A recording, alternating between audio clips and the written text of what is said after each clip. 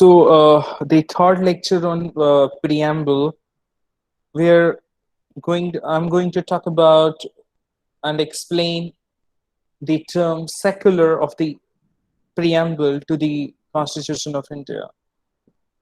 India has no official religion like other countries, Pakistan having the official religion Islam. India gives a due honor to all religions, be it Muslim, be it Buddhist, be it Christians, be it Hinduism, or whatever. All religions have equal weightage.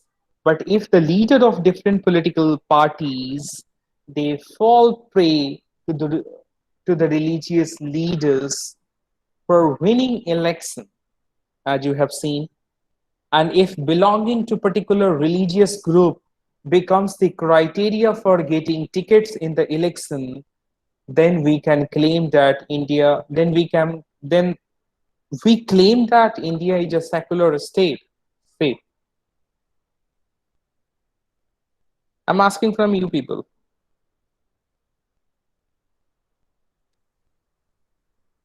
Sir, please repeat the question once again.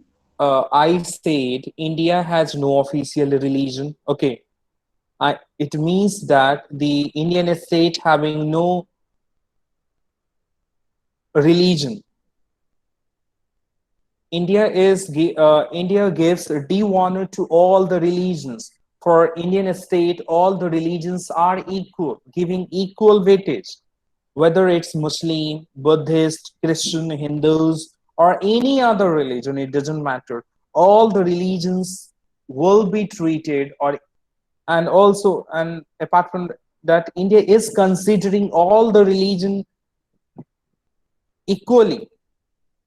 So my question is coming here, but if the leaders of different political parties, suppose having 5 political party and from any one political party, they fall prey to the religious leader, as you know, in also having the religious leaders of the different religion, having the leaders who is representing that religion, like in Hinduism, you will find this Sankarachar, Adichar, Guruchar, and whatever.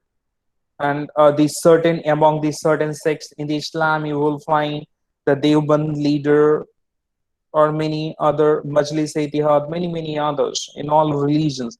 If the leaders fall prey to the religious leader for winning the election, to win the election, they are gaining the legitimacy to them and making nexus with the religious leader.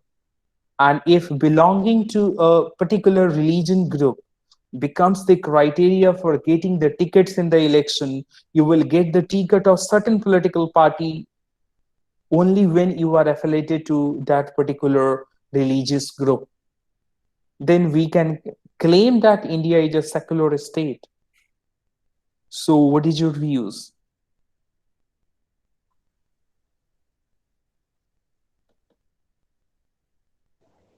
Sir, on basis of secularism, I don't think so. People should be judged according to their religion and be given the tickets for the election. But if any certain political party is doing that, the question is that if any political party is giving to the ticket only to whomsoever or those who are affiliated to that particular religious affiliations or affinities.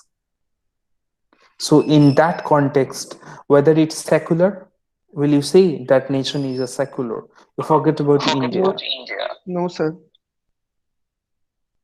Yes. Anyone else? Is it clear? And that you cannot say, because again, taking the reference of religion, the same amendment inserted the word, same amendment refers to 42nd Amendment, inserted the word secular to reflect the secular nature of Indian society. ऐसा नहीं है कि before the 42nd Amendment Act of 1978, 1976, India was not secular. India was secular. It highlights that the state shall have no religion of its own. It's written there. The state shall have no religion of its own. Of course, it means secular. And all persons shall be equally entitled to freedom of conscience and right freely to practice and propagate religion. And this provision of right to freedom of religion mentioned in Article 25 to 28 of the Fundamental Rights. We'll not go into much more details. We'll talk about that. Every article will talk about the fundamental rights. And this Article 25 to 28, which talks about the right to freedom of religion, is ensuring freedom of conscience and free profession. You are free to choose any religion, and practice and propagation of a religion. You can practice any religion and propagate. Freedom to manage religious affairs. You have the freedom to manage your religious affairs as you wish. And the right to equality clearly guarantees India's secular stand. India is already secular before inserting the word. The coherent, the India's nature, it is lying in the ancient history as well. The notion of secularism that developed in India has been vastly different from its original Western notion. So, the Indian concept of secularism is different from the Western concept of secularism. The traditional Western vision of secularism has been the negation of all things. जो Western secularism है, that is negating everything which are religious in political function.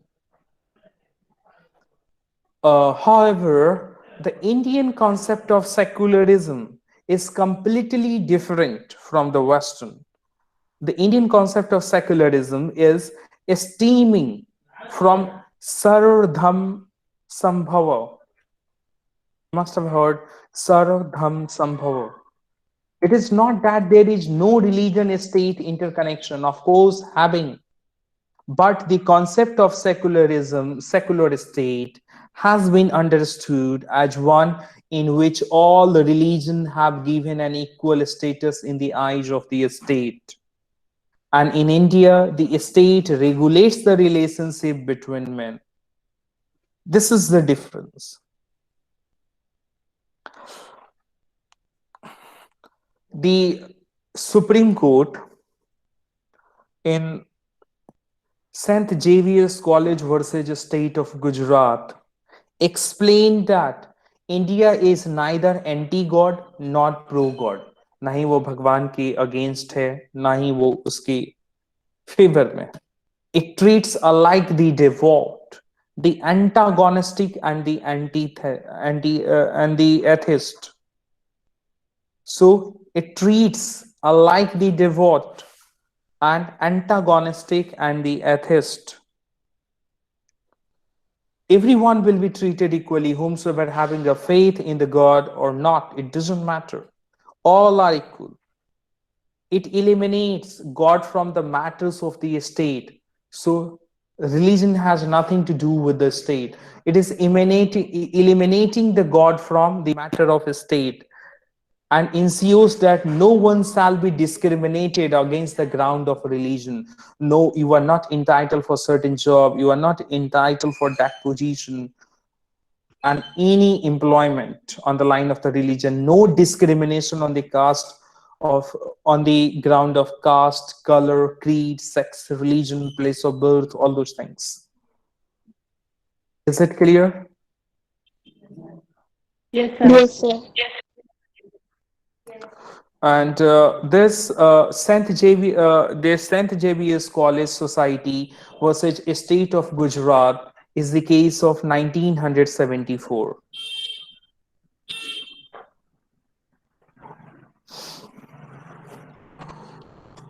Then comes democratic. Sir, what did Democracy, you yes, 19? 74. Thank you, sir. St. Xavier's College Society versus State of Gujarat, which is in this St. Xavier's College Society is in Ahmedabad. Okay. Ahmedabad, St. Xavier's College Society versus State of Gujarat, 1974. So now I'm going to talk about democratic in the word democratic in the preamble. Democracy is a form of government in which people are governed by their own elected representative. It is the government of the people, for the people, and by the people. You must have heard this famous definition. And do you know who has given this definition? Abraham Lincoln. Democracy is for the people, by the people. Abraham Lincoln, sir. Yes. In this system of government, I mean the democratic system of government, it is the people who are supreme and sovereign. India is democratic as it has chosen a representative and responsible system of government under which those who administer the affairs of the state are elected by the electorate and accountable to them on the basis of the universal adult suffrage. And universal adult suffrage refers to whomsoever attain the age of 18 years will be eligible to vote. Is it clear till now? Yes, sir. Yes, sir. Okay. Another case, you can note it down. The Supreme Court in the case of Union of India versus Association for Democratic Reform. Union of India versus Association for Democratic Reforms. The Supreme Court in the case of Union of India versus Association for Democratic Reforms observed what a successful democracy possessed an aware citizenry. An aware citizenry. CITIJDNRY. So democracy cannot survive without free and fair election, without free and fairly informed voters. So this is a precondition. The free and fair election should be there, and with the voters will be fairly informed, free and fairly informed.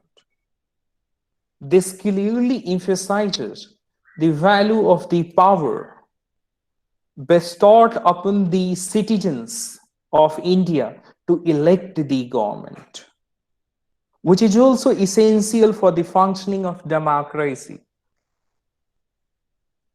It is a duty of the citizen of India to elect the government, and this power has bestowed upon the citizens of India just at one stroke when India got independence.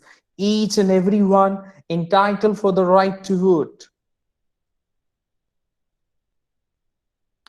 The first part of the preamble, we the people of India, and its last part says, the first part of the preamble says, we the people of India, and the last part says, give to ourselves this constitution.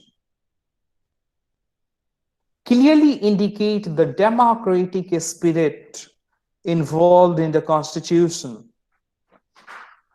We the people of India, हम भारत के लोग, give to ourselves this constitution, हम खुद को ये constitution समर्पित कर रहे हैं, दे रहे हैं.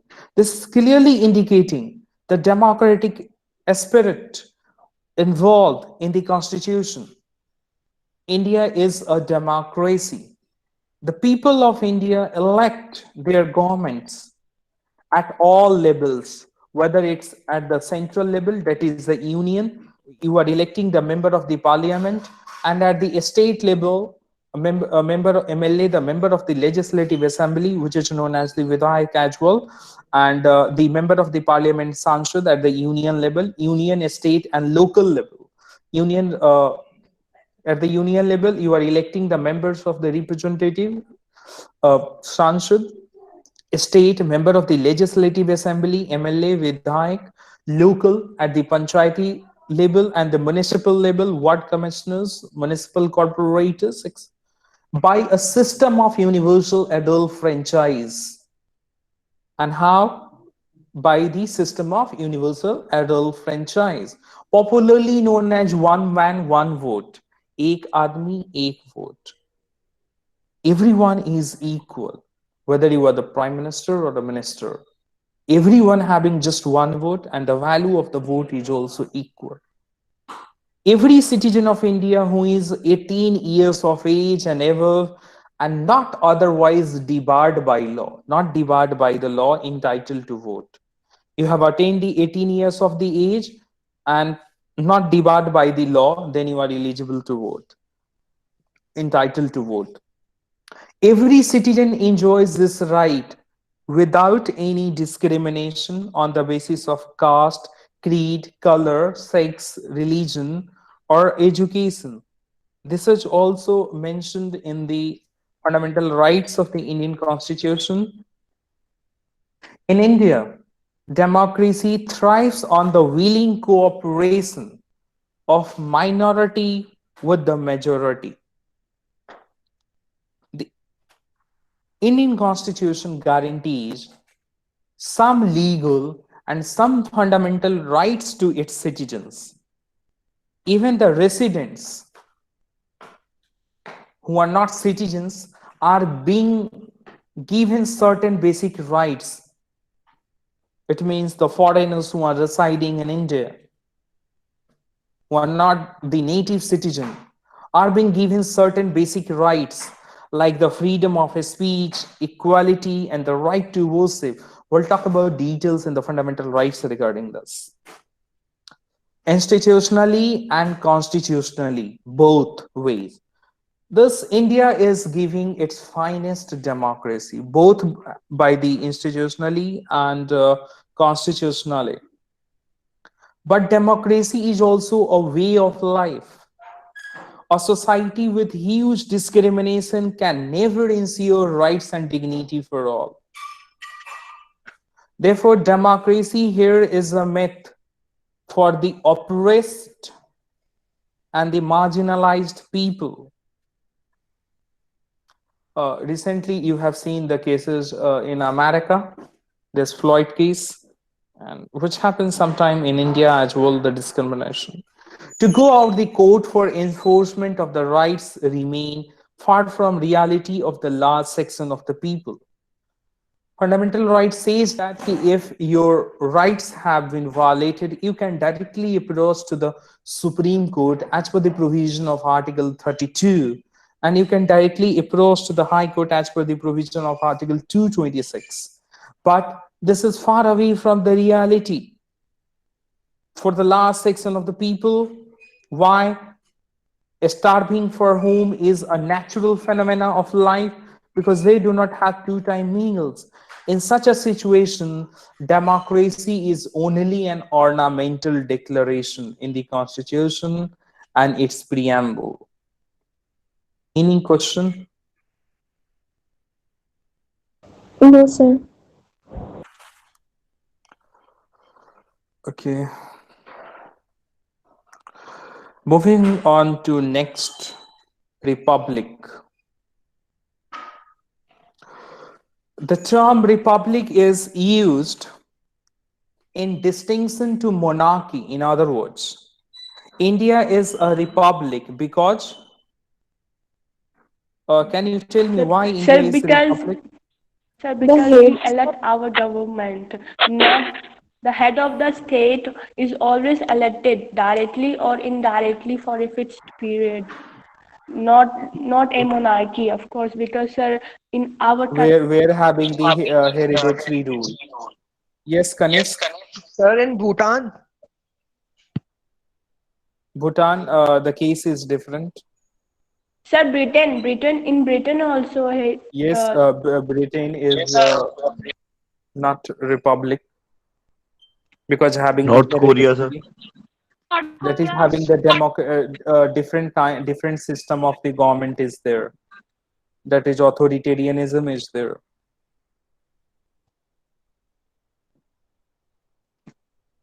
Yes, any other? Okay. So the term republic is used in distinction to monarchy. In other words, India is a republic because the head of the state is not a hereditary monarchy. जो head of state है हमारे यहाँ India में वो hereditary नहीं है कि president का बेटा ही president होगा. And who is the head of the state in India? Is the president. And who is the head of the government? Prime Minister. So, head of the state is not hereditary in India. It's elected, indirectly elected. We are electing the representatives and they are electing the president. Like Britain, though India has opted for a parliamentary form of government, India ने भी Britain की तरह parliamentary form of government को opt किया, like Britain. Following the Westminster model, the Constitution of India sets up a republican form of government in India. And the Indian Constitution has set up a republican form of government in India, in which the ultimate power resides with the body of the people, enfranchised by the universal adult franchise. The president is the executive head of the state, is elected by the people through though indirectly, and holds office for the term of 5 years. Is it clear? Yes, Only sir. the nation can be said to be the republic when the head of the state is elected, whether it's directly or indirectly. So India is a republic which followed the similar parliamentarian system from the Britain, but Britain is not republic. Why? The head of the state is the queen, which is hereditary, crown. Is it clear? Yes, sir. Okay. Then comes the next. Justice.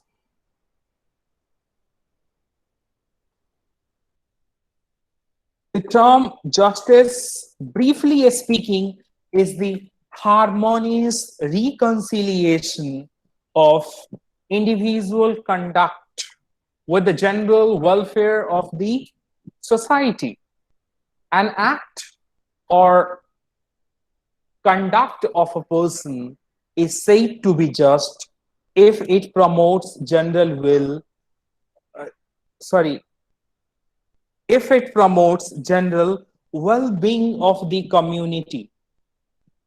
The Constitution of India professes to secure its citizens. First is the social justice. The term social justice implies elimination of social discrimination in terms of ensuring equal social status for all.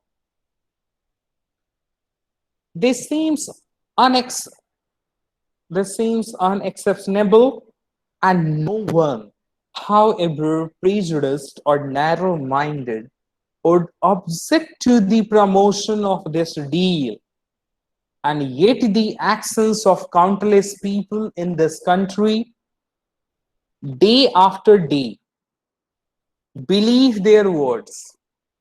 The reckless flouting of the concept of social justice and the denial of equal opportunities in life, which this postulates, all reflect a tendency that is anti-national and marks totally unfair and unjustified behavior. So then move on to the second theme of the justice, which preamble talks about, that is economic justice. Means what? Justice from the standpoint of economic force. In short, I can say it means equal pay for equal work. एक काम के लिए एक बराबर पैसा. Whether it's male or female, it doesn't matter. That every person should get his just pay for his labor, his or her labor, irrespective of his or her caste, creed, sex, and social status. It doesn't matter who are you, from which caste, which community, whether male, female, no. The pay is same for everyone. Then the third point related to justice, which preamble talks about, the political justice means the absence of any arbitrary distinction among men in political matter. The Constitution has adopted the system of universal adult franchise, adult suffrage to secure political justice. So everyone having the equal say in the political matters.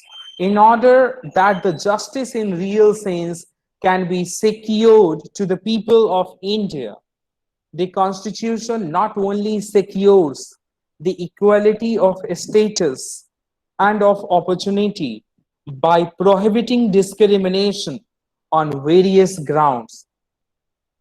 As I told you, the caste, creed, sex, social status, to emphasize on the democratic values of the Constitution, to emphasize on the democratic values of the Constitution, framers have restored to the use of the concepts like justice, liberty, equality, and fraternity.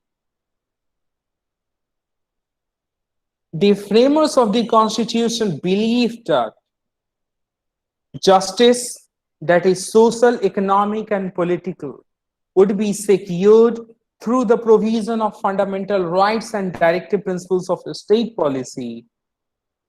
So we'll talk about that in the upcoming unit.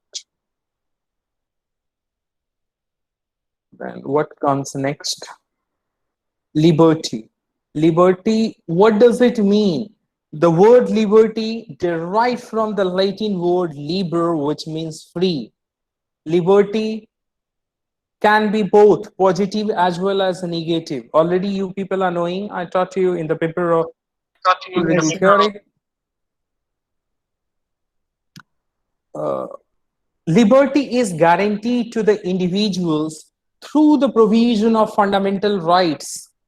And how they are guaranteeing the liberty to the individual? By the provision of fundamental rights, which are enforceable in the court of law. Enforceable refers to when it will be violated. When your fundamental rights are violated, you can directly approach to the court. The liberty has been derived from Latin word liber, which means free. The term liberty is used in both positive as well as negative sense. So first we'll talk about, as a negative concept of liberty means what?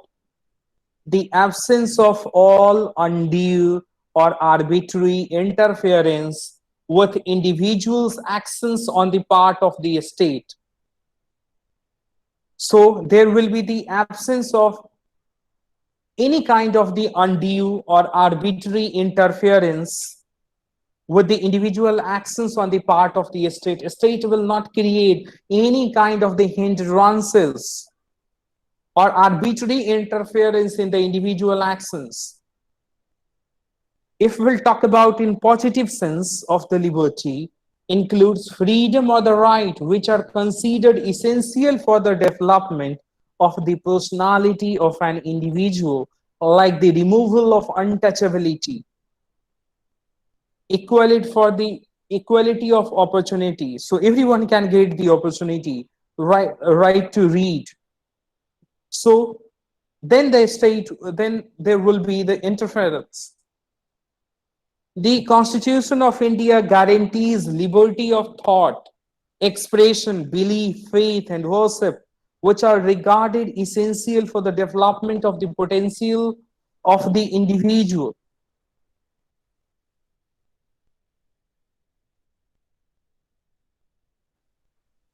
Then comes equality. The Constitution secures to all citizens equality of status and opportunity in civic political life of the individual, and thus abolishes all distinctions or discriminations among the citizens on the ground of race, religion, caste, sex, place of birth. The Constitution includes the provision of throwing open public places to all the citizens. So public places are open to everyone. If there is a public park, anyone can go. No one can stop you to be there. It is open for everyone. No one can say you are female, you cannot go, you are not the native of this place, you cannot go to the park. It's open for everyone, irrespective of the differences in civic, religious, political, or economic status. It doesn't matter whether you are rich or poor. The Constitution also abolishes untouchability and titles by the Articles 17 and 18 respectively. Abolitions of untouchability and abolition of title, and guarantees equality of opportunity in matters of employment or appointment to any government office under Article 16 to the Constitution. Equal protection of law is ensured for all the residents of India.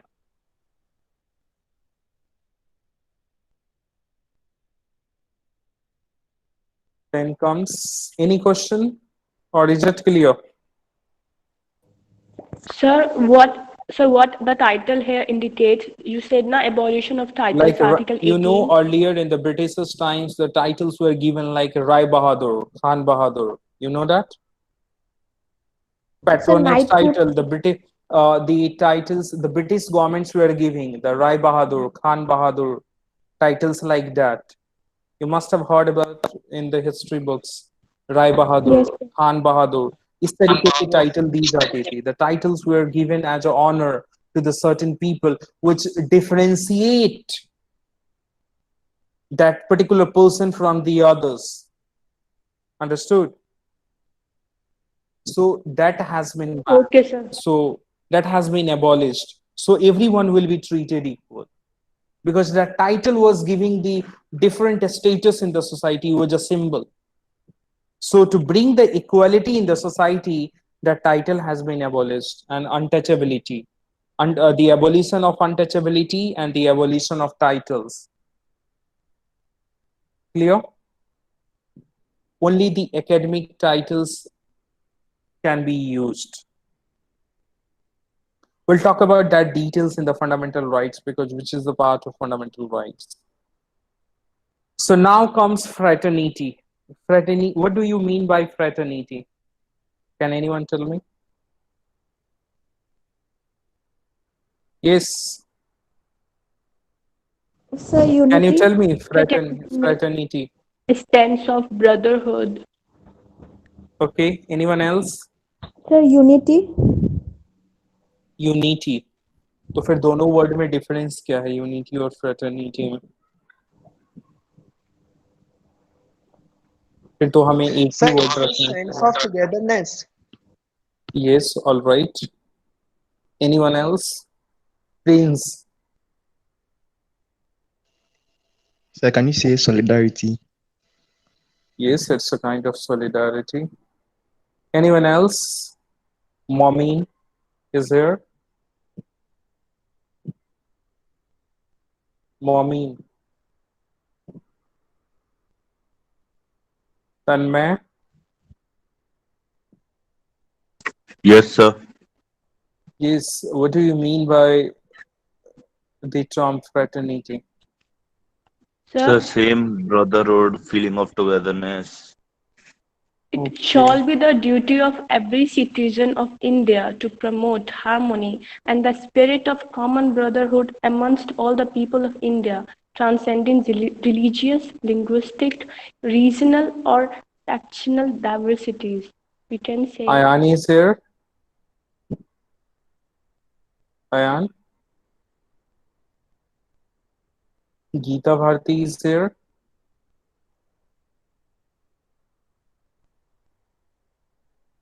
Okay. And sir, fraternity also came after the 42 Constitutional Amendment 1976 that you also told us in our previous class. Okay. Also included in this. That came in the preamble.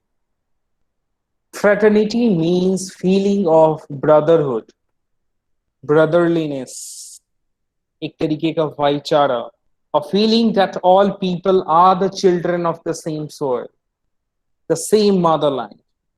There is no provision in the Constitution which reflects fraternity as an object. However, there are provisions in the Constitution, such as common citizenship, the right of the citizen to move freely, to reside and settle in any part of the territory of India, etc. Just having one citizenship, you can reside in Delhi, Uttar Pradesh, and many other parts, in any parts of the India. The feeling can be generated if equal social and at least equitable economic status can be ensured for all Indians, irrespective of their race, religion, caste, sex, place of birth. Is it clear? Yes, sir. Similarly, it happened with the Jammu and Kashmir as well, because earlier only the people of the Jammu and Kashmir were coming and residing all across the India and working all across the India. But the other regions, the other parts of the Indians were unable to reside there. So now it's open to them as well with a few years of residence there. Then comes the question of the unity and integrity of the nation. The unity and integrity of the nation is sought to be secured by the use of the word fraternity in the preamble and by the provision of fundamental duties and single citizenship in the Constitution. The use of these words in the preamble points to the basic philosophy and the fundamental values on which the Constitution is based. It very well reflects the dreams and aspirations of the founding fathers of the Constitution. These declarations are highlights of the objectives enshrined in the Constitution. The unity and integrity of the nation were the concerns of the framers of the Constitution.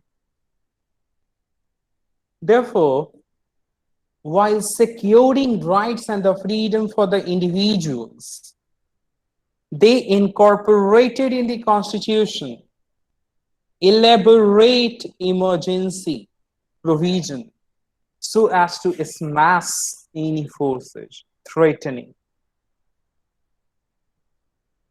and endangering the unity and integrity of the country.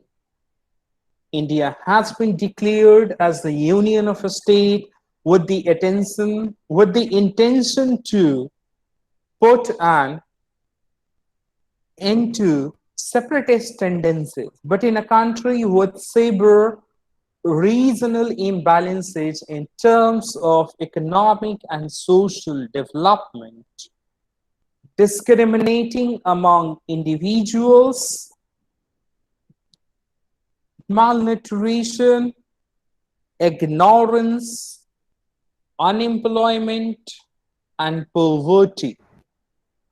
These declarations stands like empty vessels. Social scientists have always accused these factors for the separatist movement in different parts of India and the rising claim for smaller states. At the last, I will say, preamble has very significant role